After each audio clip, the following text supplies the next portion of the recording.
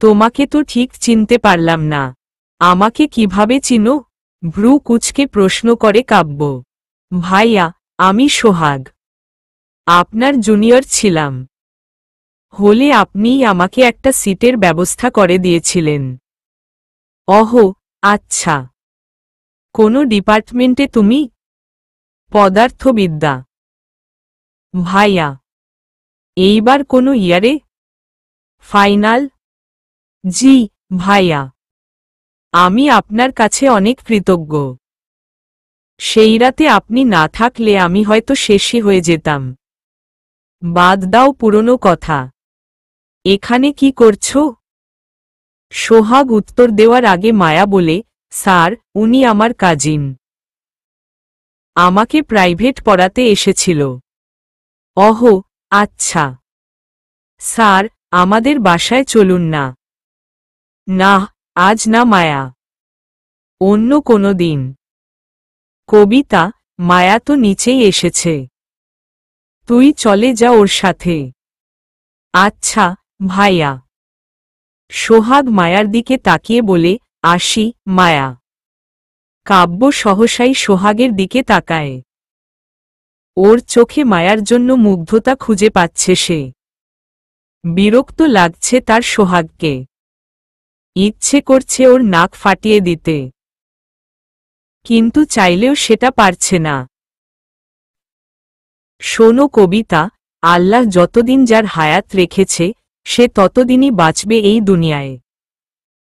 আল্লাহ জান কবজ করার জন্য আজরাইলকেই পাঠায়, কোনো মানুষকে না। তোমার মায়ের মৃত্যুতে তোমার কোনো কিছুই করার ছিল না।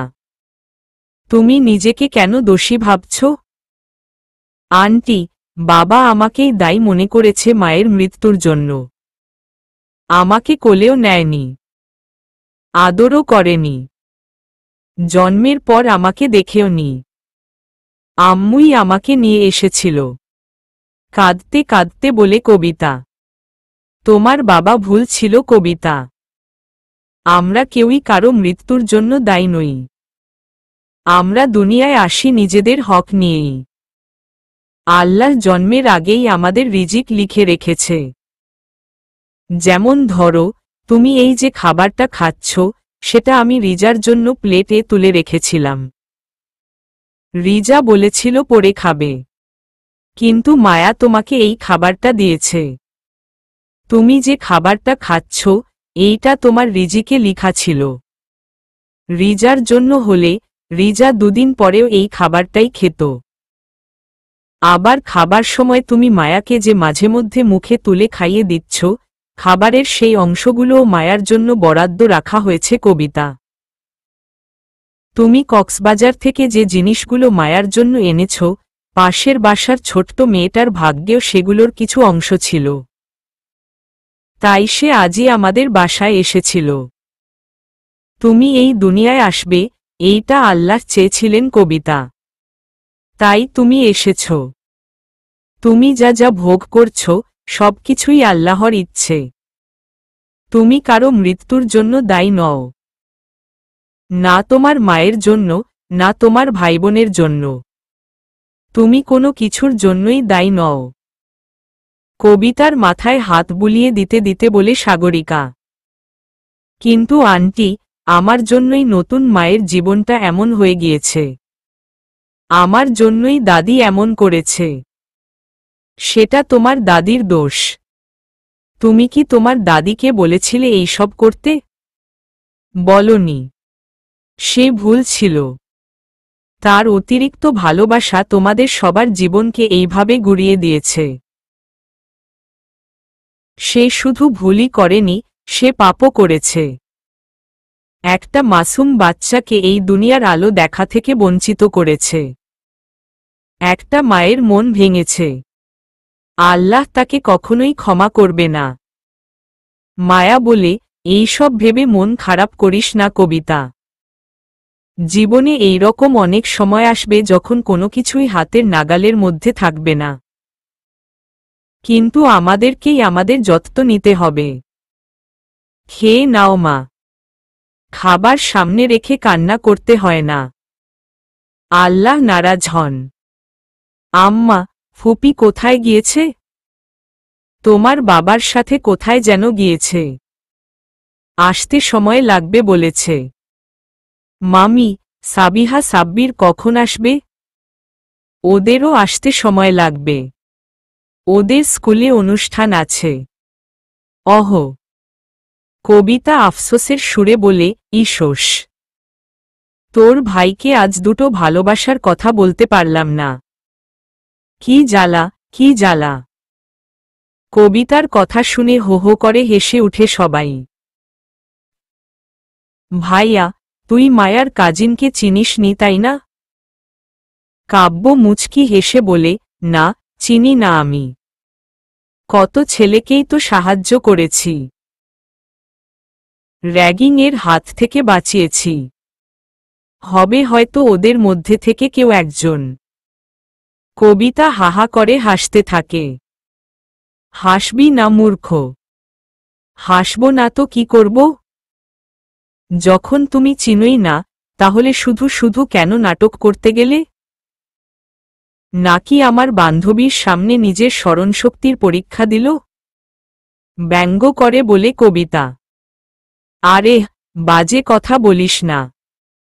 এই রকম কোনো বিষয় না। একজন মানুষ যেখানে আমাকে সালাম দিয়ে এতটা সম্মান দেখাচ্ছে, তাহলে আমারও তো উচিত তাকে সম্মান দেওয়া, তাই না? হুমম। তা অবশ্য ঠিক। কাজটা তুই অবশ্য ভালোই করেছিস। হুমম। আমি তো আর বাকিদের মতো মূর্খ না। আমার তো জ্ঞান আছে। কবিতা রাগে ফুঁসতে ফুঁসতে বলে, অপমান করবি না বলে দিচ্ছি কিন্তু। কি আশ্চর্য, আমি কি তোকে বলেছি নাকি? তোর এত জ্বলছে কেন? আমাকে একটা সত্যি কথা বলবি? আমার দিব্যি? তুই আর কি এমন জিজ্ঞেস করবি যে দিব্যি লাগবেই? আগে বল সে সত্য বলবি? আচ্ছা, বলবো। প্রশ্নটা তো কর আগে। তুই কি মায়াকে ভালোবাসিস? কাব্য থ হয়ে যায় কবিতার কথা শুনে। কি বলবে এইবার সে? এই মেয়েকে একবার বলে দিল তো আর সিক্রেট থাকবে না কোনো কিছুই। মায়াকে জানিয়েই দিবে। ভাইয়া বল না প্লিজ। বাজে কথা বলিস না তো। তুই কিন্তু আমার দিব্যি দিয়েছিস। আর দিব্যি দিল কি হয় জানিস তো? যার নামে দিব্যি দিবি, সে মরে যাবে। এইসব ছেলেমানুষি চিন্তা ভাবনা বাদ দে। তাহলে তুইও বল।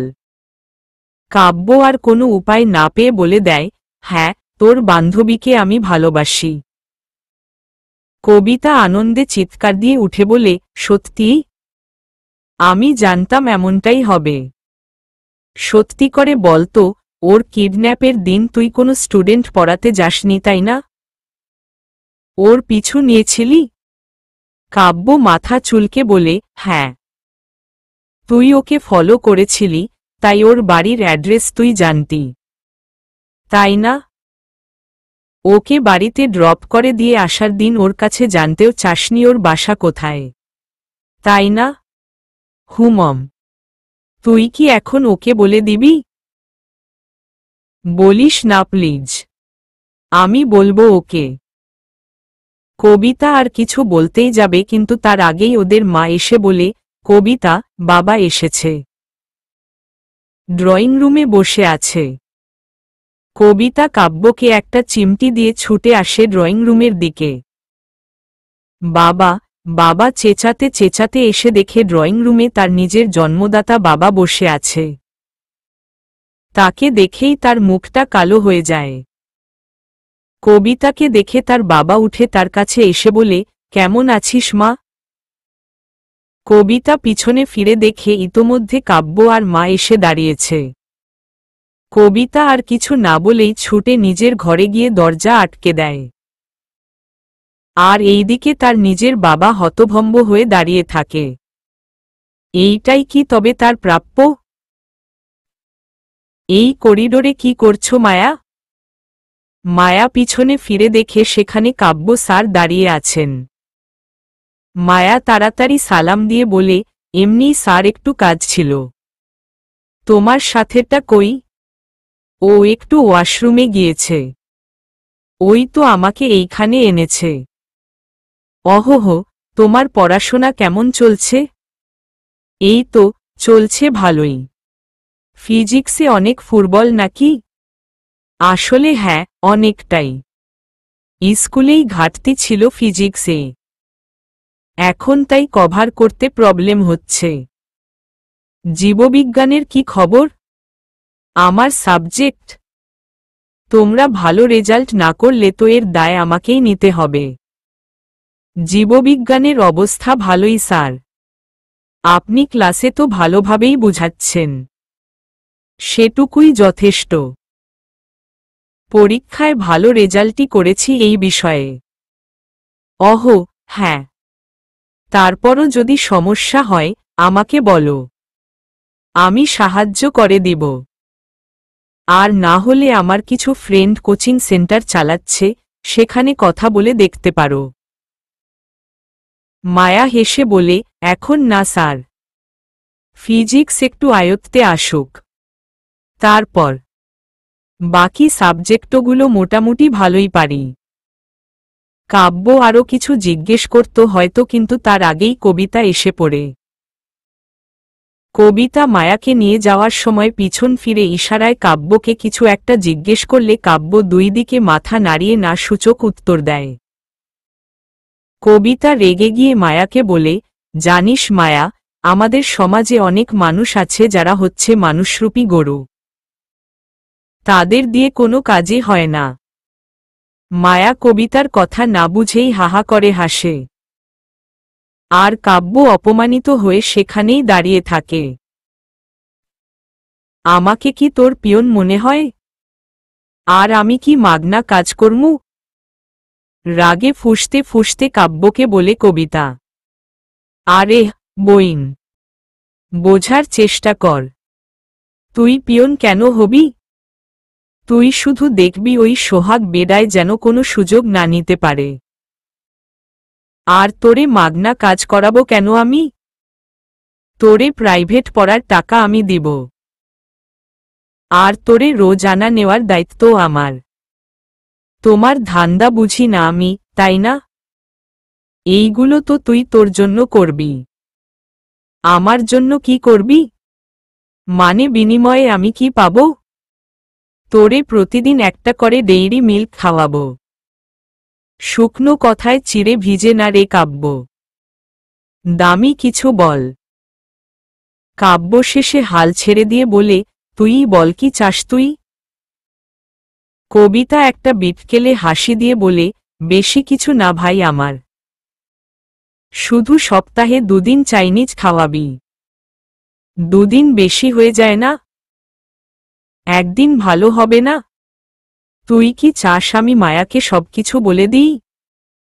কাব্য মুখ গোমরা করে বলে, আচ্ছা, 2 দিন। এই তো, আমার ভালো ভাই। এত পাম্প দিতে হবে না।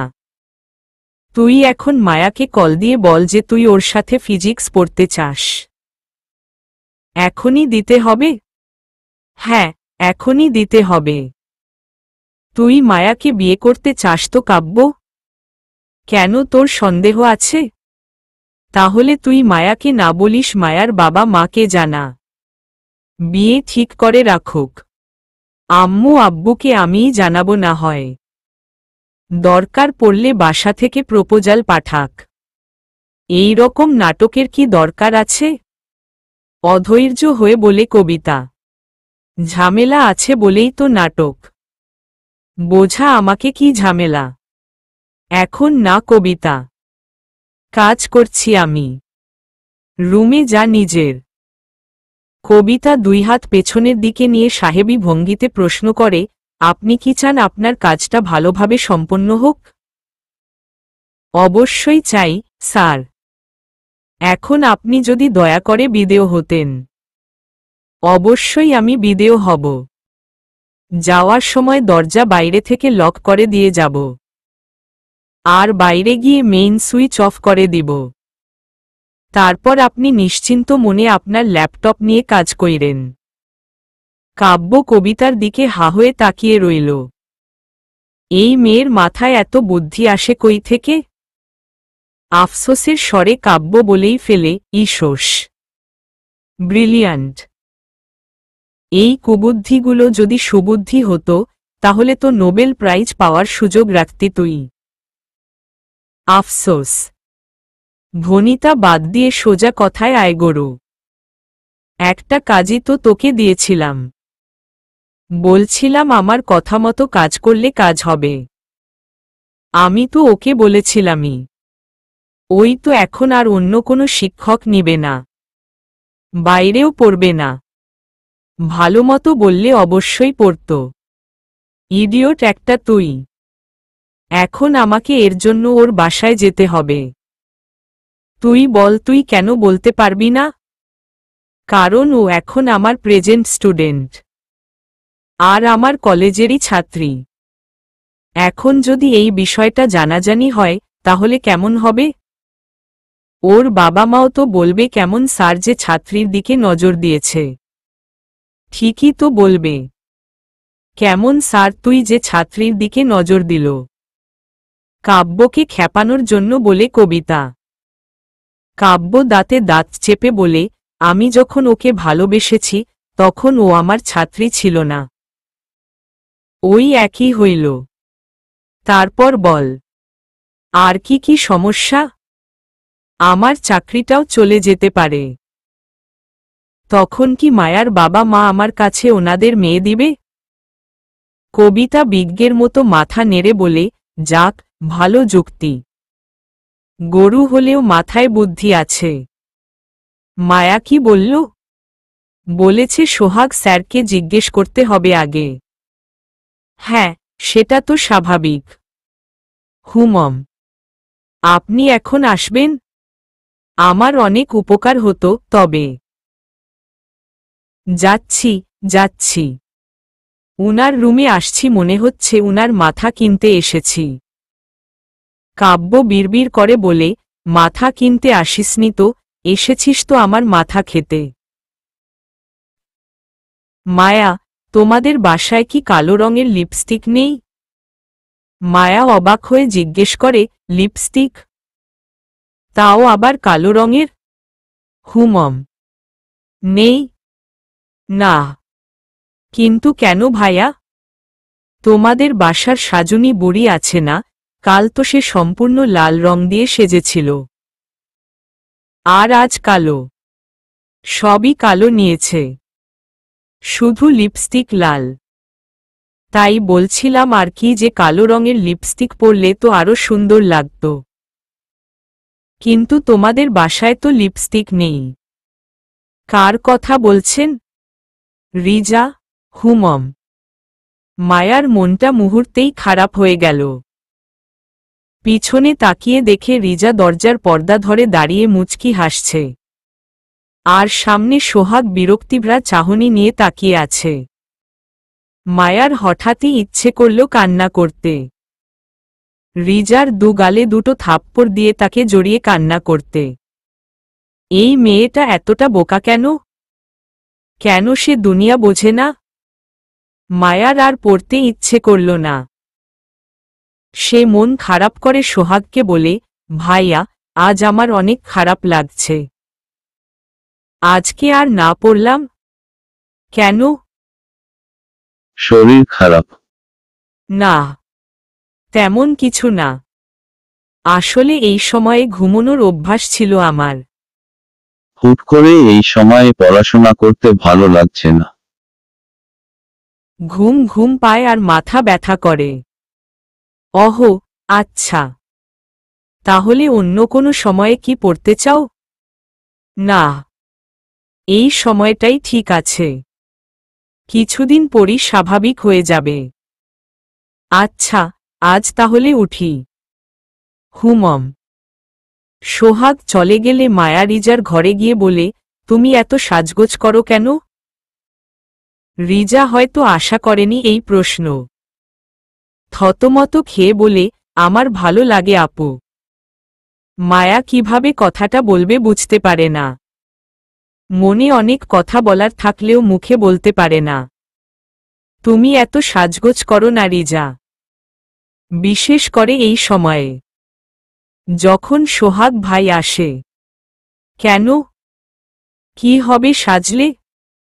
মায়া ভেবে পায় না কি জবাব দিবে। তার কান্না পায় ভীষণ। এই নিষ্পাপ মেয়েটার শুদ্ধ ভালোবাসার মর্ম তো মানুষটা বুঝবে না, বুঝার কথাও না। মায়া নিজেকে সামলে বলে, দুপুরের সময় সাজতেন হয় না রিজা, মুখের অবস্থা খারাপ হয়ে যাবে। আর এত সাজগোজ ভালো না। আমরা যে প্রোডাক্টগুলো ব্যবহার করি সেগুলো আমাদের মুখে সবসময় মানায় না। পরবর্তীতে মুখে অনেক ব্রণ উঠবে। রিজা চোখ বড় বড় করে বলে, তাহলে তুমি বলছো এইগুলা নিব না? না, সব সময় না। আচ্ছা, নিব না বলেই হাসে সে। তোমাকে বাবা স্কুলে ভর্তি করাচ্ছে না কেন? মামা চেষ্টা করছে। আর মামা কি যেন কাজে যায় রোজ রোজ। কি কাজে যায়? আমি তো জানি না রিজা। রিজা চুপ করে থাকে। মায়া জিজ্ঞেস করে, এইখানে কেমন লাগছে রিজা? রিজা মাথা নিচু করে বলে, ভালো লাগে না এইখানে। আমি আসার পর একদিনও বের হইনি। চারদিকে শুধু দেয়াল আর দেয়াল। আমার ভালো লাগে না। মায়া ওর অবস্থা বুঝতে পারল। বলল, আজকে তাহলে আমরা ঘুরতে যাই কোথাও। কিছু একটা খেলাম, তারপর কোনো পার্কে ঢুকলাম। তুমি যাবে? রিজার চোখ চকচক করে ওঠে। আনন্দের সাথে বলে, আচ্ছা। কখন যাবে? আমি কোনো ড্রেস পরব? তোমার ইচ্ছে মতো পর রিজা। তুমি থাকো। আমি সাবিহাকেও বলি, আমার বান্ধবীকেও ডাকি। সমস্যা হবে তোমার ওকে নিলে? না। আমার তো ওনাকে অনেক ভালো লেগেছে। অনেক সুন্দর করে কথা বলে। আমার তো শুধু তাকিয়ে থাকতেই ইচ্ছে করে। মায়া হেসে বলে, ও একটু এরকমই। মায়া বের হয়ে আসার সময় দেখে রিজা প্রবল উৎসাহ নিয়ে নিজের জামাকাপড়ের মাঝে থেকে সবচেয়ে ভালোটা খুঁজে নিচ্ছে। মায়ার ভীষণ মায়া হলো ওকে দেখে। বেচারি মেয়েটা, কতটুকুই বা বয়স ওর। জন্মের পরপরই বাবাকে হারিয়েছে। বাবার ভালোবাসা কি সেটা কখনো বুঝেনি। জন্মের পরই মাকে নিজের বাড়িতেই কাজের মেয়ের মতো খাটতে দেখেছে। নিজেও অন্যের খাটুনি খেটেছে। মা ছাড়া কারো থেকে বিন্দুমাত্র ভালোবাসাও পায়নি। কোনো বিলাসিতা করতে পারেনি। একটু ভালো খাবারও পায়নি কখনো। অন্যের ব্যবহৃত পুরনো জিনিসপত্র ব্যবহার করেই মেয়েটা এতদূর এসেছে। এত কিছুর ভিড়েও মেয়েটা ভালোবেসেছে, তাও আবার নিজের চাইতে অনেক বেশি দামি মানুষকে। ভালোবাসায় তো কারো হাত নেই। কাউকে তো আর জোর করে ভালোবাসতে বাধ্য করা যায় না। বাবাহীন এই অনাথ মেয়েটার ভালোবাসা বুঝার ক্ষমতা ছেলেটির নেই। সোহাগ যেমন রিজার চাইতে ভালো কাউকে ডিজার্ভ করে, তেমনি রিজাও সোহাগের চাইতে ভালো কাউকে ডিজার্ভ করে। কিন্তু আজ অনেক গুরুত্বপূর্ণ একটা বিষয় বুঝতে পেরেছে মায়া। সেটা হচ্ছে অধিকারবোধ। মায়ার অধিকার নেই রিজাকে সব কথা বলার, কিংবা অধিকার থাকলেও বলার মতো সাহস নেই। শাসন করার কিংবা দুটো চড় মারারও সাহস নেই। অথচ আজ এই জায়গায় সাবিহা থাকলে মায়ার অবশ্যই সেই অধিকার বা সাহস থাকত। আজ আম্মার বিষয়টা বুঝতে পারছে মায়া। চাইলেও কারো উপর এত সহজে অধিকার ফলাতে পারে না কেউ। মায়া ভাবছে হয়তো ফুপি আর রিজা ভীষণ কষ্ট পাবে যদি রিজাকে বকা দেয় সে। আম্মাও হয়তো ভাবে মায়া আর বাবা কষ্ট পাবে। অথচ ভিতর থেকে মানুষ যেমন ভালোবাসা চায়, তেমনি শাসনও চায়। কিন্তু কেউ কাউকে মুখ ফুটে বলতে পারে না। বললেই হয়তো সম্পর্কের সমীকরণ ভীষণ সহজ হয়ে যেত। কিন্তু বাস্তবতা হচ্ছে এত সহজ না বিষয়টা। তোমাদের শহরটা খুব বেশি খারাপ না কবিতা আপু। তবে আমি যেরকম শুনেছিলাম সেরকমও না। তুমি কেমন শুনেছিলে আমার শহর নিয়ে? রিজা বলে, আমাকে বলেছিল ঢাকায় নাকি লাল নীল বাতি জ্বলে। আমি তো দেখলাম না এখনো। কবিতা সহ সবাই এতটাই অবাক হয় যে কথা বলতেও ভুলে যায়। কবিতাই মুখ খুলে বলে, সন্ধ্যা পর্যন্ত থাকো, তাহলেই দেখতে পাবে। পরিস্থিতি স্বাভাবিক করতে সাবিহা বলে, আমি ফুসকা খাব। কবিতা উঠে দাঁড়িয়ে বলে, আমিও খাব। চল তাড়াতাড়ি। ওইদিকে ফুসকার ভালো একটা রেস্টুরেন্ট আছে। কি? ফুসকার জন্য রেস্টুরেন্ট? হ্যাঁ, চলো। বাহ, তোমাদের শহরে ফুসকার জন্য আলাদা রেস্টুরেন্ট আছে? আমাদের গ্রামে তো আসতো ঘাড়ে করে নিয়ে। ছোট ছোট ফুসকা আর তেঁতুল টক দিত। কি যে মজা লাগত। কবিতা বলে, এইখানে আরো অনেক ধরনের আছে। রেস্টুরেন্টে ঢুকে রিজা অবাক হয়ে যায়। কি সুন্দর। একটা টেবিলে 4 জন বসলে ওয়েটার আসলে কবিতা অর্ডার দেয়। রিজা চারদিকটা অবাক হয়ে খেয়াল করে। কবিতা বলে, আমি কি তাহলে কালকে থেকে আসব তোদের বাসায় পড়ার জন্য? হুমম। আসিস। ভাইয়াকে তো বললাম। ভাইয়ার কোনো সমস্যা হবে না। তাহলেই ভালো। শোন, সামনের শুক্রবার তুই রিজা আর সাবিহাকে নিয়ে আমাদের বাড়ি যাবি। আমাদের সাথেই দিনটা কাটাবি। যেতে পারবে তো রিজা? হ্যাঁ, হ্যাঁ। যাব আপু। আমি যাব। আর তোমার ভাইকেও দেখে আসব। সাবিহা বলে। তা তো দেখবেই। মায়া কপট রাগ দেখিয়ে বলে, কোনো ধরনের কথা এটা সাবিহা? তুমি চুপ করে থাকো তো আপু।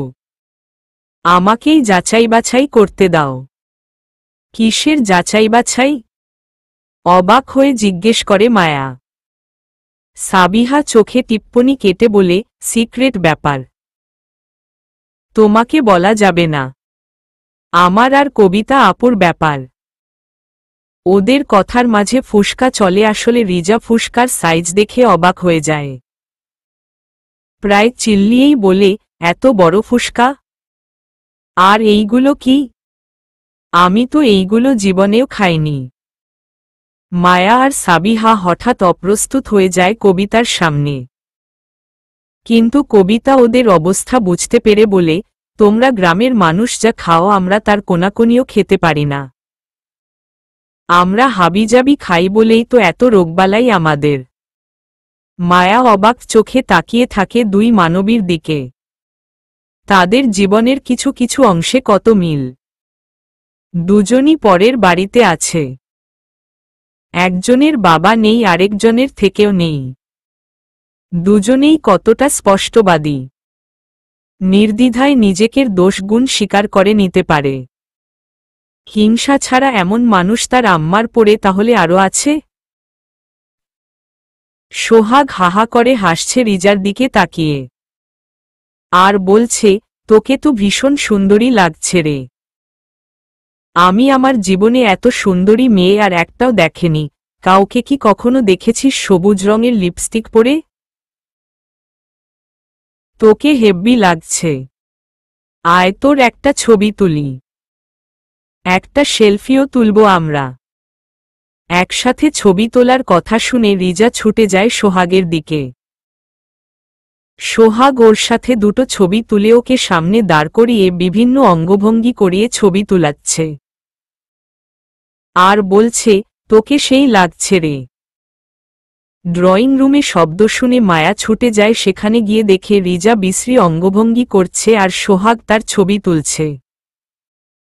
মায়ার দিকে চোখ পড়তেই সোহাগ বলে, এসো দেখো মায়া, তোমার বোনকে কি সুন্দরী না লাগছে। মায়া অবাক হয়ে দেখে রিজা আজ সবকিছু সবুজ পড়েছে। কিন্তু সবুজ রঙের লিপস্টিক কই পেল ও?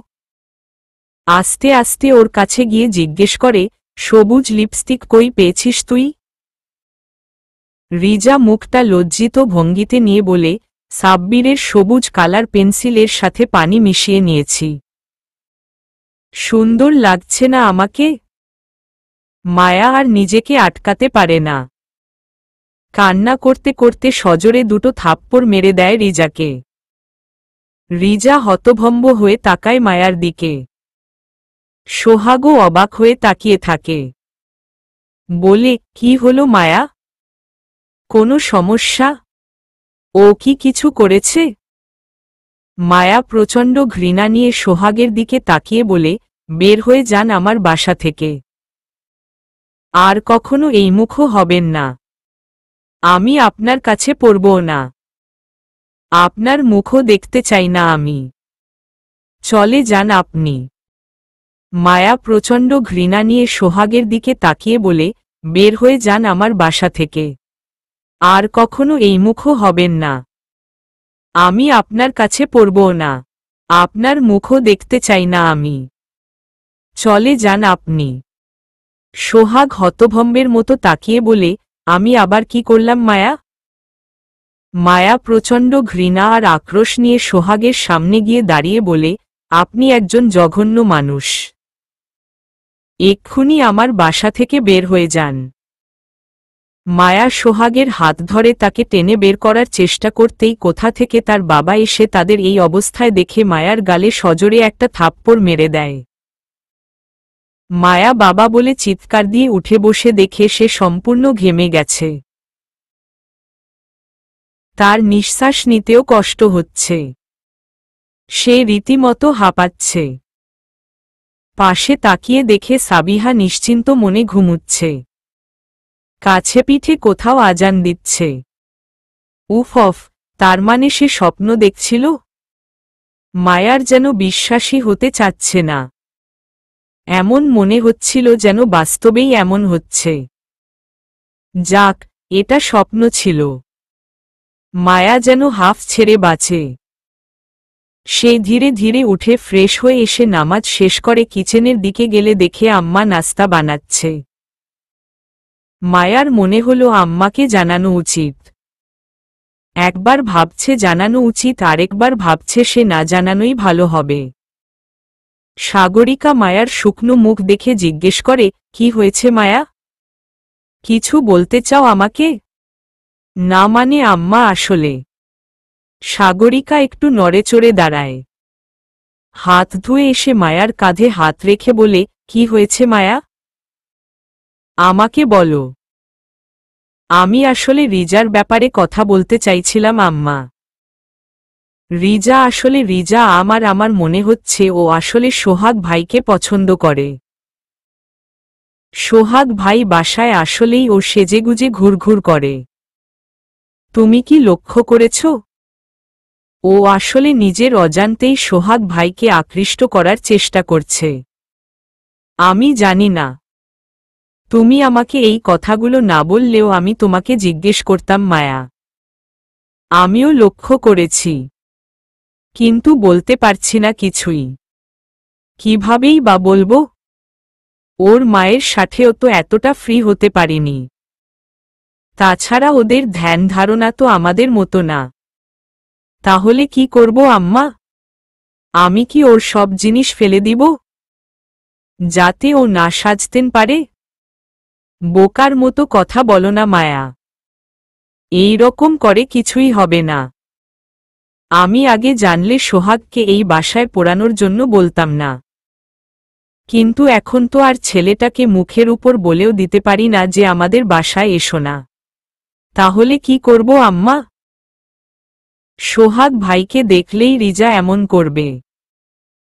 তোমার বাবা তো অনেক বিজি এখন। তোমার ফুপিকে নিজের সম্পদ দিয়ে দিচ্ছেন। আবার তোমার কাকাদেরও দিচ্ছে। রেজিস্ট্রির কাজ শেষ হলেই রিজাকে একটা স্কুলে ভর্তি করিয়ে দিব। আর যে সময়ে সোহাগ আমাদের বাসায় আসে সেই সময় ওকে অন্য কোনো কোচিংয়ে ঢুকিয়ে দিব। তাহলেই ওদের আর দেখা হবে না। ভালো বুদ্ধি আম্মা।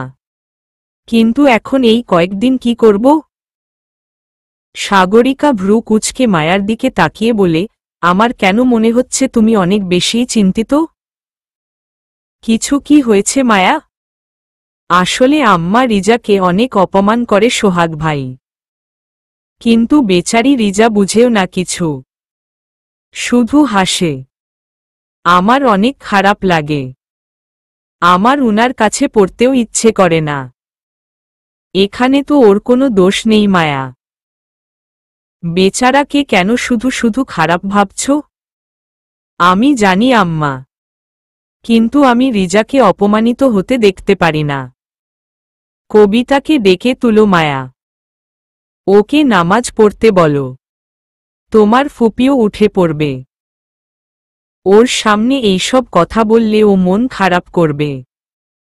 হ্যাঁ, আমি যাচ্ছি আম্মা। শোনো মায়া, আজকে কলেজে না গেলে হয় না? তোমার কাকারা আসবে, সোহাগের বাবাও আসবে। আজকে রান্নাবান্নাও করতে হবে, ঘরদোর গোছাতে হবে। রিজা তো পারবে না। তুমি কি একটু সাহায্য করতে পারবে? কোনো সমস্যা নেই আম্মা, আমি আজকে বাসায় থাকব। মায়া, সোহাগও আসবে। তুমি কি রিজাকে ব্যস্ত রাখতে পারবে? মায়া প্রায় হতাশ গলায় বলে, উফ অফ আম্মা, আমি শেষ হয়ে যাব এদের জন্য। তোর বান্ধবী আজ আসেনি কেন? সমস্যা কি? ওর কাকারা আসবে। ওকে যে প্রাইভেট পড়ায় তার বাবা আর সেও আসবে। এই জন্য আসেনি ও। ওই ছেলে আসবে। তাতে ওর কি? প্যাচ প্যাচ করিস না তো। বাসায় কাজ থাকে না মানুষের? কেউ বাসায় আসলে তো তোর ঘরে ঢুকতেই পারে না। যে গন্ধ করে রাখিস, আর যে নোংরা, আমাকেই তো পরিষ্কার করতে হয়। তোকে কে পরিষ্কার করতে বলে আমার রুম? আম্মু বলে। না হলে তোর ঘরে আমার ঢোকার কোনো ইচ্ছেই নেই। কবিতা, আমার মোটেও ভালো লাগছে না। সেদিন আমি ওর চোখে মায়ার জন্য ভালোবাসা দেখেছি। আমার মনে হচ্ছে মায়াকে ও ভালোবাসে। মায়া আর ও অনেকটা সময় একসাথে থাকবে। যদি মায়ার ওকে ভালো লেগে যায়, তাহলে আমার কি হবে?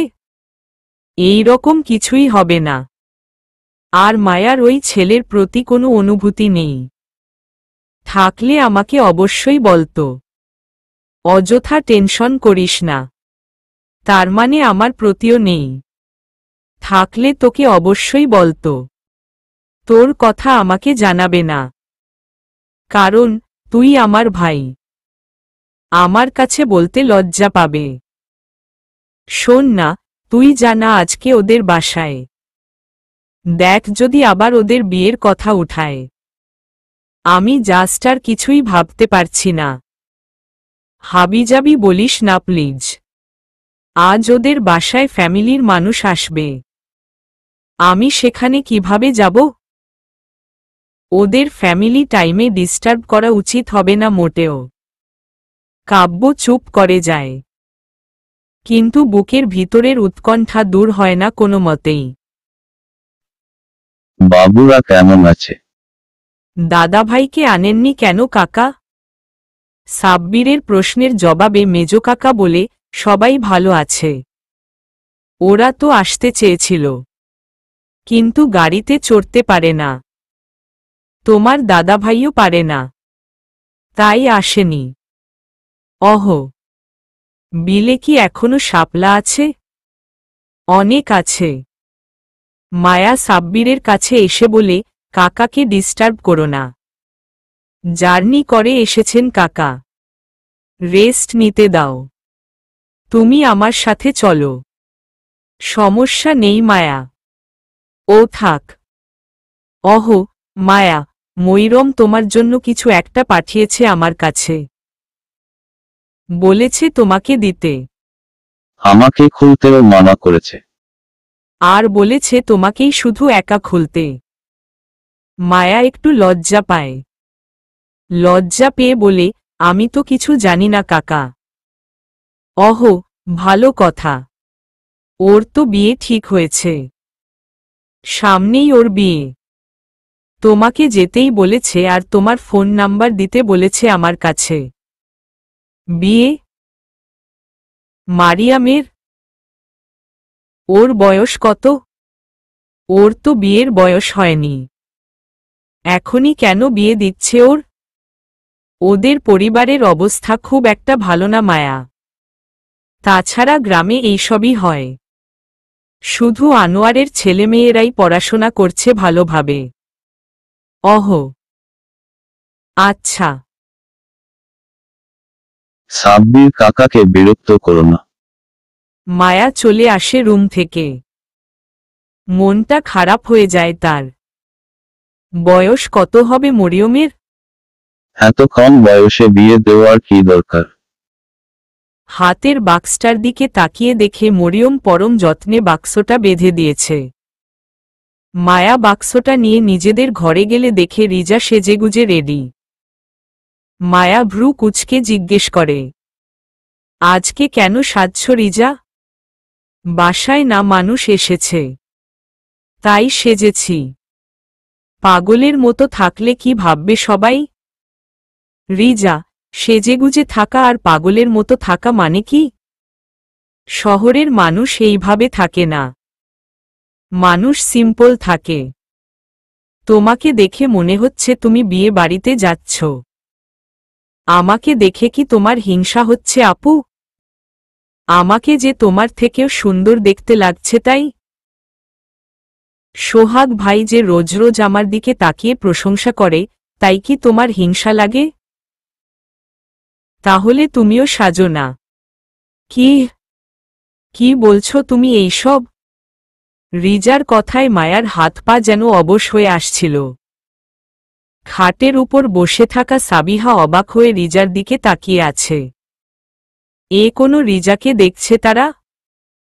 তবে কি এটাই সত্যি যে ভালোবাসলে মানুষকে অন্ধ হতে হয়? অবিবেচক হতে হয়? বসার ঘরে পিনপতন নীরবতা। রিজভি তার ভাইদের বোঝাতে ব্যর্থ। তারা কোনোভাবেই তাদের বাবার দায়িত্ব নিবে না। মাকে নিতে তাদের যদিও কোনো অসুবিধা নেই। তার কারণও আছে। মা এখনো শক্ত সামর্থ্য। যে কোনো কাজই করতে পারে। কোনো কাজ করতে দিল না ও করতে পারে না। ছেলেদের সংসারে আছে এই তো অনেক। স্বামীর সাথে বনিবনা তার কোনো কালেই ছিল না।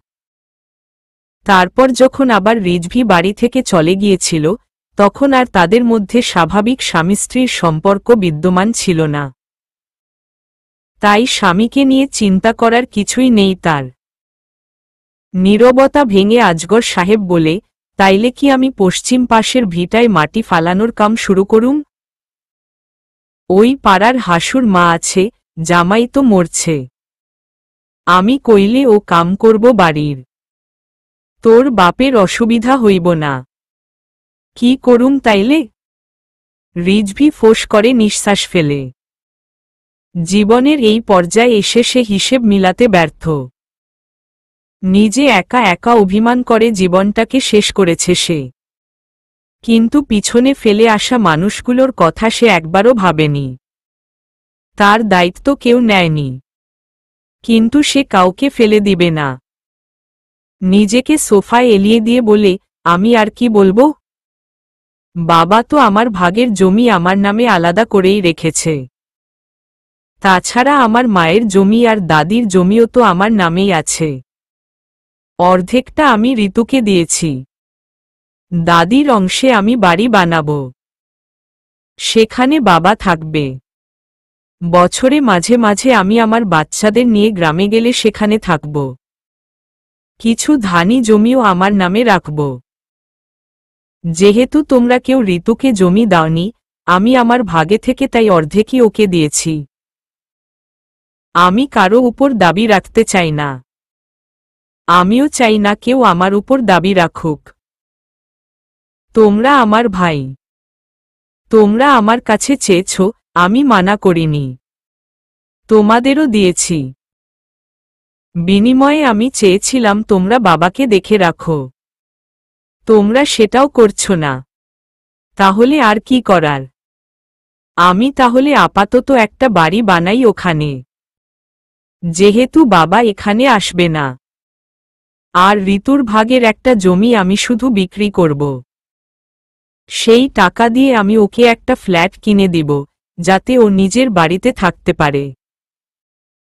সেখানে চাইলে ও নিজের কোনো ব্যবসাও খুলতে পারে। ও কিছু না করলেও আমি ওর দায়িত্ব নিব। ওর বাকি জমিগুলো বর্গা দিব। কারো কোনো দ্বিমত আছে? মায়ার মেজ কাকা বলে, কোনো সমস্যা নাই মিয়া ভাই।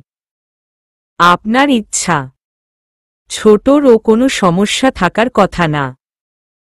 রিজভি দরজা ধরে দাঁড়িয়ে থাকা ঋতুর দিকে তাকিয়ে জিজ্ঞেস করে, তোর কিছু বলার আছে? কৃতজ্ঞতায় ঋতুর চোখ চিকচিক করে ওঠে। মাথা নিচু করে বলে, সারা জীবন অন্যের বাড়িতে থাকছি মিয়া ভাই। জীবনে দুইটাই আশা ছিল। আমার রিজারে মানুষ কর্মু আর নিজের একটা ঘরে থাকমু। আমার কোনো সমস্যা নাই। আমি সেলাই জানি মিয়া ভাই। সেলাই করে নিজের সবটা চালাইতে পারব। আমারে তুমি একটা ঘরের ব্যবস্থা কইরা দাও শুধু। ঋতুর কথা শুনে আজগর আলী বলে, তাইলে আমি সামনে মাস থেকেই শুরু কইরা দিই মাটি ফালানোর কাম। কি কস রিজভি? ভিটাটা উঁচা করণ লাগব, নাইলে পানি উঠব। গঞ্জে যায়ে লোকগো খবর দিয়ন লাগব। কি রকম ঘর বানাবি?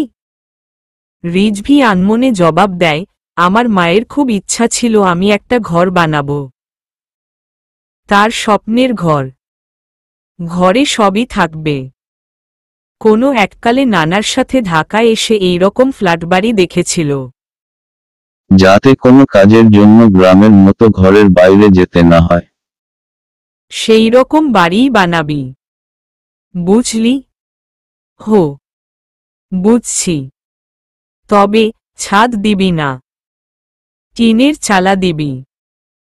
দুইতলা বিল্ডিংয়ের উপরে টিনের চালা দিবি। টাকা পয়সা নিয়ে কোনো কিছু ভাববি না। আমিও মাঝে মধ্যে গিয়ে দেখে আসব। তোকে ছাড়া আর কাউকেই ভরসা করতে পারছি না রে বন্ধু। কথাটা বলেই নিজের রুমের দিকে উঠে যায় সে। ভাইদের দিকে ফিরেও তাকায় না। সে জানে, এখন হতভম্বের মতো তাকিয়ে আছে তার দিকে তারা। কিন্তু তার পিছনে ঘুরতে ইচ্ছে করছে না তার। তুমি তো বলছিলা আমারে ঢাকার শহর ঘুরায়া দেখাবা। কবে দেখাইবা? ছলো ছলো নয়নে সোহাগকে জিজ্ঞেস করে রিজা। বাবার সামনে বেশ বিব্রতবোধ করে সোহাগ। সামনে মায়ার বাবা মাও আছে। ইচ্ছে করছে কানের নিচে দুটো থাপ্পড় মারতে রিজাকে। কিন্তু কিছুই বলে না সে। আজগর আলী সোহাগকে বলে, ওদের নিয়া তো ঘুরবারও পারস মাঝে মাঝে। সাব্বির বাবা তো ঘুরার জন্য অস্থির। আজকেই নিয়ে জানা। সোহাগ কিছু বলার আগেই রিজভি বলে, মায়াদেরও নিয়ে যাও সোহাগ। তোমার বাবার সাথে আমার কিছু কথা ছিল। এই কয়েকটা দিন আমার উপর দিয়ে অনেক ধকল গেল। আবারও যাবে। তোমার বাবা তো জার্নি করে এসেছে। কিছুক্ষণ রেস্ট নিক। বাচ্চারা বাসায় থাকলে সম্ভব না। মায়ার কাকারা তো চলেই গেল। ওদের তো রাখতে পারলাম না। এই কয়েকদিন তোমাকে সময় দিতে পারলাম না। তুমি কি ওদের নিয়ে কিছুক্ষণ ঘুরে আসতে পারবে? যদি তোমার সময় হয় আর কি। সোহাগ মায়ার কথা শুনেই বলে, কোনো সমস্যা নাই চাচা। আমি ফ্রি আছি। তুমি যেইখানে থাকো, আমারে সেইখানে নিয়া যাইবা সোহাগ ভাই? তোমার ভার্সিটিতে? সোহাগ কিছু বলার আগে আবার আজগর আলী বলে, হো। নিয়া যাইবনে। তুমি যেইহানে কইবা সেইহানেই নিয়া যাইব মা। যাও, তোমার বোনগরে রেডি হইবার কও। তুমি তো রেডিই দেখতাছি। রিজার প্রতি আজগর আলীর অন্যরকম একটা মমতা কাজ করে। বাবার ভালোবাসা থেকে বঞ্চিত মেয়েটাকে তার খুবই ভালো লাগে। সে একসময় চেয়েছিল মেয়েটিকে দত্তক নিতে যাতে ঋতু নিজের জীবন সাজাতে পারে নতুনভাবে। কিন্তু না ঋতু আর না ঋতুর মা কেউই রাজি হয়নি। তবুও রিজাকে সে পছন্দ করে। নিজের মেয়ের মতোই ভালোবাসে। এখন তো তাও মেয়েটার একটা গতি হয়েছে। মেয়েটা বড় হয়েছে। এখন কত কিছুর দরকার তার। রিজভির কাছে আসায় সে এখন নিশ্চিন্ত। মেয়েটার এখন হয়তো একটা সুন্দর ভবিষ্যৎ হবে। সন্ধ্যার আকাশে মিটিমিটি তারারা জ্বলছে আর নিভছে। কিন্তু রিজা চুপচাপ বসে আছে। যতটা আগ্রহ আর উৎসাহ নিয়ে সে ঘুরতে বের হয়েছিল, তার কোনো কিছুই আর তাকে স্পর্শ করতে পারছে না তাকে। সবকিছুই কেমন ম্লান লাগছে তার। একটু দূরে মায়া আর কবিতা বসে বসে গল্প করছে। তাদের পাশের বসে সাব্বির নিজের মতো খেলছে। সে চেয়েছিল সোহাগ এর সাথে সাথে থাকতে। সোহাগ মেনেও নিয়েছিল। কিন্তু এখানে এসে পুরোই হতাশ সে। সোহাগ তার মেয়ে বন্ধুদের সাথে গল্প করছে। কই তার সাথে তো এইভাবে গল্প করে না। মেয়েগুলোর দিকে আর চোখে তাকালো সে। না, এত সাজেনি তো তারা। মায়া আর কবিতার মতো সিম্পলই আছে। তাহলে তাদের প্রতি এত কিসের আকর্ষণ তার? তবে কি মায়া আপুর কথাই ঠিক? শহরের ছেলেরা কি তবে আলাদা? তবে যে শাহিদা আপু তার প্রেমিকের জন্য সেজেগুজে স্কুলে যেত রোজ, তাদের তো বিয়ে হল। সেও তো সাজে। শুধু সোহাগ ভাইয়ের জন্য। তবে কেন সোহাগ ভাই আজ তার দিকে ফিরেও তাকাচ্ছে না? সোহাগ ভাই কি তবে শহরে এসে বদলে গেছে? তারও কি এখন ওইরকম মেয়েই পছন্দ? সামনে থাকা টিস্যু বক্স থেকে একটা টিস্যু উঠিয়ে আকাশ পরিমাণ ক্ষোভ নিয়ে নিজের লিপস্টিক মুছতে থাকে সে। সোহাগ তার দিকে তবু ফিরেও তাকায় না। সে তার মেয়ে বান্ধবীদের নিয়ে ব্যস্ত। আর মাঝে মধ্যে মেয়েগুলো মায়ার দিকে তাকিয়ে সোহাগকে কি যেন বলছে। অত শত বুঝে না রিজা। সে শুধু চায় সোহাগ তার হবে। শুধুই তার হবে। কবিতা তোমাকে আর কিছু কি বলেছে মায়া? স্টিয়ারিং এ হাত ঘুরিয়ে জিজ্ঞেস করে কাব্য। কোনো ব্যাপারে স্যার? আমার বন্ধুর ব্যাপারে। মায়া হাসে। হেসে বলে, সারাদিনই বলে। নতুন করে আলাদা আর কি বলবে? তোমার মনে হয় কবিতা সিরিয়াস? 100%। তাহলে আর কি? ঘটকালি শুরু করবে নাকি? বলেই হাসে কাব্য। মাও হাসে। হাসতে হাসতেই জবাব দেয়, ভালো কাজ।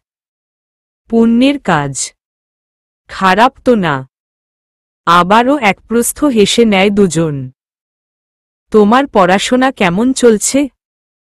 ওহ হ্যাঁ, বলতে চেয়েছিলাম আমি নিজেই। আপনি সেদিন কি যেন একটা কোচিং সেন্টার এর কথা বলছিলেন? আমি জয়েন করতে চাই। আসলে আমার মনে হচ্ছে সবগুলো সাবজেক্টই সমান গুরুত্ব দেওয়া উচিত। না হলে পড়ে সব তালগোল পাকিয়ে ফেলব। কাব্য প্রায় নিঃশ্বাস বন্ধ করে বলল, হ্যাঁ অবশ্যই। অনেক সিট খালি আছে। তুমি চাইলে কালকে থেকেই জয়েন করতে পারো। ওকে। আমি চেষ্টা করব। মায়া, হাওয়াই মিঠাই খাবে? এখন? হ্যাঁ, 2 মিনিট বসো, আমি আসছি। মায়া কিছু বলার আগেই কাব্য বের হয়ে যায় গাড়ি থেকে। মায়া চুপচাপ বসে থাকে গাড়ির ভিতর। অনেকটা অস্বস্তি লাগছে তার। সাবিহা ঘুরতে আসলে আজ আর এইসব হতো না। কবিতাকে এনে আবার মেয়েটার ভাইয়ের গাড়িতেই উঠতে হলো। এই রিজাটাও একটা মহাবদ। সাব্বিরকে নিয়ে রিকশায় উঠে পড়ল সোহাগের সাথে। কেন? তার সাথে আসলে কি হতো? সবসময় প্রেমের কথা না বললেই কি নয়? আবার আছে এই কবিতা, মহা ধুরন্ধর। গাড়িতে উঠেই আগে তাকে নিজের বাড়িতে যেতেই হবে। অগত্যা তাকে নামিয়ে দিয়েই মায়াকে নিয়ে আবার উল্টো ঘুরতে হবে কাব্যকে। মায়া, এই মায়া, ধরো। হুমম। মায়া পাশ ফিরে দেখে কাব্য দুটো হাওয়াই মিঠাই নিয়ে গাড়িতে বসে আছে। কখন এসেছে বুঝতে পারেনি সে। নাও। কোনটা নিবে? সাদা নাকি গোলাপি? মায়া ইতস্তত করে বলে, সাদা। কাব্য ওর হাতে একটা তুলে দিয়ে বলে, সাদা। মেয়েরা তো বরাবর গোলাপি পছন্দ করে। সবাই তো এক হয় না স্যার। আর তাছাড়া আমি তো জানি না যে আপনি কোনো ধরনের মেয়েদের দেখেছেন। কাব্য বুঝল এক লাইন বেশি বলে ফেলেছে সে। নিজের মাথায় চাটি মারতে ইচ্ছে করছে তার। কবিতা আসলেই ঠিকই বলে। সে আসলেই গরু। পরিস্থিতি সামলাতে বলে, সাইকোলজি তো বেশিরভাগ সময় এটাই বলে। তাই বললাম আর কি। এই জ্যাম আর ভালো লাগছে না। কখন যে গাড়ি চলবে? সময় লাগবে না বেশি। অপেক্ষা করো। হুমম। কাব্যর গাড়ি যখন মায়ার বাসার সামনে আসলো, তখন মায়া কাব্যকে বলে, আজ বাসায় যেতেই হবে স্যার। না গেলে আমি ছাড়ছি না আপনাকে। চলুন আমার সাথে। কাব্য বিড়বিড় করে বলে, ধরলে কই যে ছাড়বে? কিছু বললেন স্যার? না, কিছুই না। আচ্ছা, চলো। তোমাকে বাসায় দিয়ে আসি। মায়ার পিছু পিছু কাব্যও গিয়ে লিফটে ওঠে। কিন্তু কাব্য কিংবা মায়াকেও খেয়াল করে না পার্কিং এরিয়া থেকে একটু দূরেই একজন যুবক নিজের প্রেয়সীর চলে যাওয়া দেখছে শান্ত চোখে। তার চোখে কোনো ক্ষোভ না থাকলেও ভিতরটা জলে পুড়ে যে খাক হয়ে যাচ্ছে। তুমি মিস্টার কবিরের ছেলে না? তোমাকে তো দেখেছিলাম কোনো এক পার্টিতে। তোমার বাবার সাথে। মায়ার বাবার এমন প্রশ্ন শুনে কাব্য প্রায় তোতলাতে তোতলাতে বলে, জি, জি আঙ্কেল। তোমার বাবার সাথে তো আমাদের কোম্পানির বেশ ভালো সম্পর্ক আছে। তোমার বাবা প্রায়ই আমাদের প্রজেক্টে ইনভেস্ট করেন। অহো, আচ্ছা। আমি আসলে বাবার ব্যবসার ব্যাপারে তেমন কিছুই জানি না আঙ্কেল। আমি শিক্ষকতাকেই নিজের পেশা হিসেবে নিয়েছি। বেশ ভালো তো। নিজের জীবন নিজে গড়ছ। বাবার উপর নির্ভরশীল না। সাবিহা আড়ি পেতে এটুকু শুনেই ছুটে গিয়ে মায়াকে বলে, আপু, আপু, কাব্য ভাইয়া তো পুরাই নায়কের মতো। কাব্য ভাইয়াকে বাবা চিনে, ভাইয়ার বাবাকেও বাবা চিনে। আমার তো মনে হচ্ছে এইবার কিছু একটা হয়েই যাবে। মায়া ভ্রু কুঁচকে তাকায় তার দিকে। কি বলবে সে? কি হবে? হওয়াটা কি ঠিক হবে? তাছাড়া নিজেরই এখন ভীষণ লজ্জা লাগছে তার। কেমন লাগামছাড়া কথা বলেছে আজ সে কাব্যর সাথে। ভাবতেই লজ্জায় মুষড়ে পড়ছে মেয়েটা। প্রিয় স্বামী আমার, আমি জানি না আপনি কখনো এই চিঠিটি পড়বে কিনা। আমার প্রতি আপনার যে বিতৃষ্ণা, আমার চিঠির প্রতিও হয়তো তাই। হয়তো পড়বেন কিংবা পড়বেন না। পড়লেও কবে পড়বেন, খোদা জানে। তবুও আমি লিখছি। আমি যখন চিঠিটি লিখছি, এই মুহূর্তে আপনি আমার স্বামী। কিন্তু যখন চিঠিটি আপনার হাতে যাবে, না আপনি আমার স্বামীরূপে থাকবেন আর না আমি এই দুনিয়াতে থাকব। আমার সবকিছুর প্রতিই তো আপনার বিরক্তি, শুধু মায়া ছাড়া।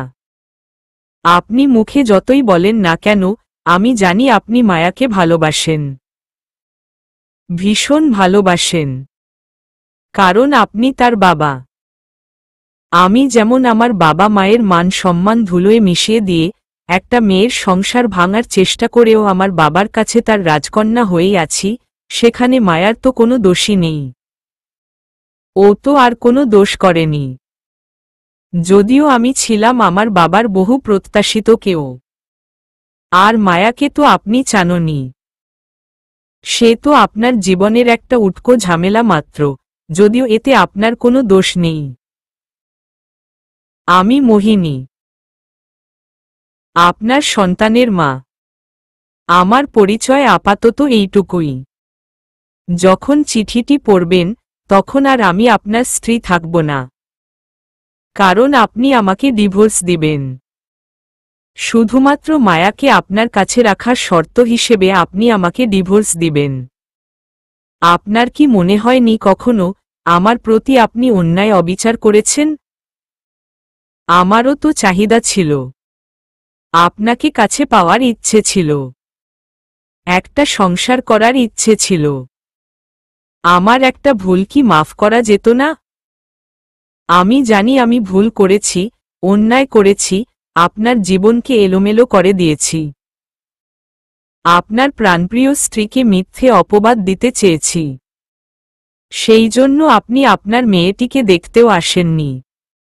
আমি জানি আমি অবিবেচক এর মতো কথা বলছি, কিন্তু আমি তো আপনার স্ত্রী ছিলাম। আমাকে কেন একটু ভালোবাসেননি?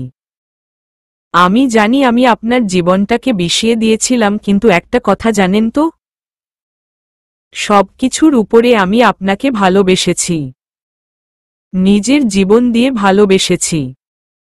এতটাই ভালোবেসেছিলাম যে নিজের সবটুকু আপনার হাতে তুলে দিয়েছিলাম। আমি জানি এইটা অন্যায় ছিল, ভুল ছিল, কিন্তু নিজের মনকে কিভাবে মানাতাম আমি? আপনার কি মনে আছে, আমি রান্না করলে আপনি সবটুকু খেয়ে নিতেন, কিন্তু আমি ওই খাবার খেতে পারতাম না। আমি ভাবতাম আমি রান্না করেছি বলে হয়তো আপনি এইভাবে খেতেন, কিন্তু আমি পরে জেনেছিলাম আপনি ক্ষুধার জ্বালায় খেতেন। আপনি সেই অখাদ্য গলাধকরণ করতেন যাতে আপনার প্রিয় স্ত্রীকে একটু বেশি খাবার খাওয়াতে পারতেন। সেদিন রাতেও কিন্তু আপনি আমার বাসায় খাবারের জন্যই এসেছিলেন। কি অদ্ভুত প্রেম ছিল আপনার! আর আমি আপনাদের মাঝে ছিলাম তৃতীয় ব্যক্তি, অর্থাৎ শয়তান। আমার যে মাঝে মাঝে আফসোস হয় না, তেমনটা কিন্তু নয়। আমার ভীষণ আফসোস হয়। হয়তো আপনি আমার জীবনে না আসলে আমার জীবনটা অন্যরকম হতো। তবে আমার সব কষ্ট দূর হয়ে যেত যখন আমি মায়ার দিকে তাকাই। ওর মুখে আপনার চেহারার ছাপ স্পষ্ট। আমি চেয়েছিলাম সংসার করতে, একটা সুখী পরিবার হতে, কিন্তু আমি আমার সংসার গুছাতে গিয়ে যে আরেকটা সংসার ভাঙতে চেয়েছিলাম, সেটা মনে হয়নি। আমি জানি আমি আর বেশিদিন বাঁচব না। আমার নিজের জীবন নিয়ে আমার কোনো আশা নেই আর। কিন্তু আমার ভীষণ ভয় হয় আমার মায়াকে নিয়ে। ওর মায়াভরা মুখটার দিকে তাকালে আমার মনে হয় না জানি আমার পাপের ফল আমার বাচ্চা মেয়েটাকে না ভোগ করতে হয়। এক জীবনে সবকিছু পেতে হবে, তার কোনো মানে নেই। তবে আমি আমার জীবনে মায়াকে ছাড়া আর কোনো কিছুই অর্জন করতে পারলাম না। ভেবেছিলাম এই জীবনে আপনাকে না পাই, পরকালে তো আপনাকে পাব। কিন্তু আপনি আমার সেই আশাটুকুও শেষ করে দিল না। আপনি মায়াকে আপনার কাছে রাখার বিনিময়ে পরকালেও আমার থেকে নিজেকে আলাদা করে দিল না। আমার দোষটা কি এতটাই বেশি ছিল? আমি তো আর আপনার সংসারে কখনোই কোনো ঝামেলার সৃষ্টি করিনি। আমাকে শেষ জীবনে কাছে রাখলে কি খুব বেশি ক্ষতি হতো? আপনি আমাকে কি বললেন? আপনার স্ত্রীর হক নাকি আপনি নষ্ট করতে চাননি? সে যে আপনার জন্য সব ছেড়ে ছুড়ে এসেছে। আপনার উপর আমার কোনো অভিযোগ নেই, কোনো অভিমানও নেই, কারণ আমার যে সেই অধিকারটুকুও নেই। আমি সেই অধিকার অর্জন করতে পারিনি। আমি শুধু চাইব আমার মেয়েটাকে আপনি দেখে রাখেন। সাগরিকা যে মায়াকে প্রথমে মেনে নিতে পারবে না, সেটা আমি জানি। তবে আমার মায়ার মায় পড়ে তাকে যে ভালোবাসতেই হবে। আপনি আমার উপরের কোনো রাগ আমার মায়ার উপরে দেখাবেন না। দোহাই লাগি আপনার। আপনারা ছাড়া আমার মায়ার যে আর কেউই নেই এই দুনিয়ায়। আমি শেষ মুহূর্ত পর্যন্ত অপেক্ষা করব যাতে আমাদের ডিভোর্স না হয়। সংসার হয়তো নেই আমাদের, কিন্তু আমার তো আছে একটা বাচ্চা, মাসে 2-1 বার স্বামীর দর্শন, এই তো অনেক। আর কি চাই জীবনে? আমি আপনার প্রতি কোনো অভিযোগ রাখব না, কারণ আমার যে অভিযোগ করার অধিকারও নেই। ইতি। আপনার বিষাক্ত সাপ। চিঠিটা পড়ে স্তব্ধ হয়ে বসে রইল রিজভী। নিজের অতীতের সাথে যে আরও একবার সাক্ষাৎ হবে, সেটা আশা করেনি সে। সবও তো ঠিকই ছিল, কেন হঠাৎ করেই চিঠিটা সামনে এলো? না এলেই কি ভালো হতো না?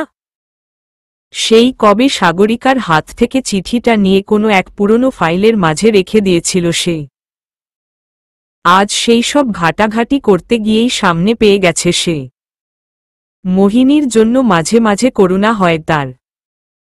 মেয়েটি একটা মোহে পড়ে সবই হারিয়েছে, সাথে করে তার নিজের জীবনটাকেও বিষিয়ে দিয়ে গেছে। মুহূর্তেই আবার তেতো হয়ে উঠে রিজভীর মন মোহিনীর প্রতি। তার দুঃখ কষ্টগুলোকে নিজের করে নিতে পারে না সে। সে তার কেউ না, কেউ ছিল না কখনোই। চিঠিটাকে কুটি কুটি করে ছিঁড়ে ফেলে সে। তার জীবনে এইসব ফালতু মেয়ের কোনো কিছুরই দরকার নেই। কিন্তু মায়াকে সে কিছুতেই ফেলতে পারবে না। সে যে তারও অংশ। সে তার নিজের মেয়েকে ভালোবাসে। পরের কথায় কেন সে ভালোবাসবে? সে এখন বেশ ভালো আছে, মাও ভালো আছে, সবাই ভালো আছে। সে তার সাধ্যমতো চেষ্টা করেছে সবাইকে ভালো রাখতে। মিয়া ভাই, মায়া সাগরিকা ভাবি আর তোমার মেয়ে না? ও অন্য মহিলার মেয়ে? অবাক চোখে জিজ্ঞেস করে ঋতু। আচমকাই এইরকম প্রশ্নে চমকে উঠে রিজভী। ঋতু কিভাবে জানে এইসব? কেউ কি তাকে বলেছে? ঋতুর দিকে প্রশ্নসূচক দৃষ্টিতে তাকায় সে। ঋতু সে দৃষ্টি বুঝতে পেরে বলে, সাব্বির বলেছে। সাব্বির? কি বলেছে ও? অবাক হয়ে জিজ্ঞেস করে রিজভী। ঋতু একটু ইতস্তত করে বলেছে আমার মাও কি মরে গেছে নাকি যে আমি মায়ার মতো এখানে এসে থাকছি? রিজভী বিরক্তিতে মুখটা বিকৃত করে ফেলে। আমারে কি বলা যায় না মিয়াভাই সবকিছু? কেন বলবো না?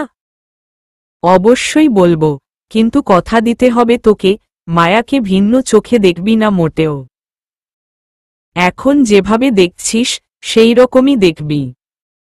ভাইয়ের কথার আগামাথা কিছুই বুঝতে পারে না ঋতু, কিন্তু হ্যাঁ সূচক মাথা নাড়ায় সে। ভরসা পেয়ে রিজভী একে একে সবকিছু খুলে বলে তাকে। ঋতুর দুচোখে পানি টলমল করে। চোখ বন্ধ করলেই যেন পানিগুলো মুক্তোর দানার মতো টপটপ করে পড়বে। রিজভী তাকে কোনো সান্ত্বনা দেয় না। কাঁদুক সে, সেও জানুক তার ভাইও ভালো ছিল না কোনো কালেই। দুঃখ যে তাদের কারো পিছুই ছাড়েনি। গভীর রাত। আজকের সারাটা দিনই মোহিনীর স্মৃতিগুলো তাড়া করে বেরিয়েছে রিজভীকে। বিন্দুমাত্র ঘুম আসছে না তার চোখে। পাশ ফিরে সাগরিকাকে একবার দেখে নেয় সে।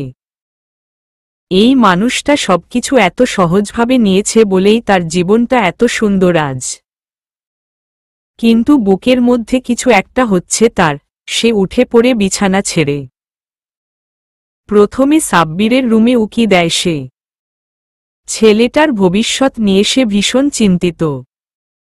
তারপর সে যায় বোনের ঘরের কাছে। ভিতরে ঢুকতে গিয়েও ঢুকতে পারে না সে। ঘুমুচ্ছে তারা। বোন আর বোনের মেয়ে আছে রুমে। কি এক অদ্ভুত জোরতা কাজ করছে। সে উল্টো ঘুরে আসলো মাদের রুমে। গিয়েই অবাক হয়ে গেল সে। খাটে শুধু সাবিহা শুয়ে আছে। বুকটা ধক করে উঠে তার। মায়া কোথায়? লাইট জ্বালিয়ে দেয় সে। ওয়াশরুমের সামনে গিয়ে দেখে বাইরে থেকে ছিটকিনি দেওয়া। তবুও দরজা খুলে দেখে নেয় সে। কেউ নেই সেখানে। রিজার কাছে গিয়েছে কি না দেখার জন্য তড়িঘড়ি করে পা বাড়াতেই বারান্দা থেকে মিহি স্বরে কান্না শব্দ শুনতে পায় সে। পা টিপে টিপে সেখানে গিয়ে দেখে মায়া একটা শাড়ি বুকে জড়িয়ে ধরে নিজের মুখ নিজে চেপে ধরে কান্না থামানোর ব্যর্থ চেষ্টা করছে। থমকে দাঁড়ায় সে। তবে কি মায়া ভালো নেই? ধীরে ধীরে হেঁটে মায়ার কাছে গিয়ে তার পাশে বসে পড়ে। মায়ার মাথায় হাত রাখতেই মায়া হতচকিত হয়ে তার দিকে তাকিয়ে অপ্রস্তুত হয়ে যায়। নিজেকে একবার সামলে উঠে দাঁড়ানোর চেষ্টা করেও আবার বসে পড়ে সে। ছোট্ট শিশুর মতো বাবার গা ঘেঁষে বসে পড়ে। রিজভি মাথায় হাত বুলিয়ে দিতে দিতে বলে, কি হয়েছে মায়া? কেউ কি বকেছে? কষ্ট দিয়েছে? মায়া নাক টানতে টানতে বলে, না। ব্যথা পেয়েছ কোথাও? কোনো অসুখ করেছে মা? না। কারো সাথে ঝগড়া করেছ? কোনো সমস্যা হয়েছে? স্যাররা বকেছে? না। তাহলে কি হয়েছে? মায়া বাবার দিকে তাকিয়ে বলে, তোমার মনে নেই বাবা? কি আজকে কিছু হয়েছিল? মায়াকে দেখে মনে হলো মায়া আশাভঙ্গ হল। কিছুই বলল না সে। রিজভি তাকে চুপচাপ থাকতে দেখে আবার বলে, বাবাকে বলা যায় না কি হয়েছে? মায়া বাবার দিকে তাকিয়ে মুচকি হেসে বলে, আজ আমার মায়ের মৃত্যুবার্ষিকী বাবা। রাত 2:18 আমার মা আমাকে ছেড়ে চলে গিয়েছে বাবা। আমাকে একা করে দিয়ে চলে গেছে সে। বলেই হুহু করে কান্না করে উঠে সে। রিজভি আর বসে থাকতে পারে না সেখানে। মায়ার সেই হাসিমাখা মুখের চোখের চাহনির মাঝে কি একটা অভিমান লুকিয়ে রেখেছে সে। অথচ মুখে হাসি। কি ভয়ানক! মায়ার সেই দৃষ্টির সামনে দাঁড়ানোর ক্ষমতা নেই তার। উঠে পড়ে সে দ্রুতই বড় বড় পা ফেলে চলে আসে নিজের ঘরে। নিজেকে বড্ড অপরাধী লাগছে তার এখন। মনে হচ্ছে মোহিনীর ভূত তাকে তাড়া করে বেড়াচ্ছে আজ সারাদিন। মায়ার সামনে যাওয়ার সাহস তার নেই। কিন্তু সে যদি পেছনে ঘুরত, তবে দেখতে পেত মায়া অঝোর ধারায় কান্না করছে। মায়ার এখন তাকে ভীষণ দরকার। মায়ার যে তার বাবার প্রতি কোনো অভিযোগ নেই। তার মাই যে তাকে কোনো অভিযোগ করতে বারণ করে গেছে। শত হোক, মা তো যত খারাপ কাজই করুক না কেন, মায়ের সব কথাই সে মেনে নিয়েছে। বাবা যাই করেছে, সবই পরিস্থিতির শিকার হয়ে করেছে। নিজের স্ত্রী আর সন্তানদের কথা ভেবে করেছে। তবুও মাও যে আদম সন্তানদেরই একজন। তার মাঝেও যে হিংসা আছে, ক্ষোভ আছে, সেটাকে দমিয়ে রাখার ক্ষমতা মায়ার নেই। সাগরিকা যতই ভালোবাসুক না কেন, মা তো মাই হয়। সে ভালোবাসলেও মা, ভালো না বাসলেও মা। চলবে।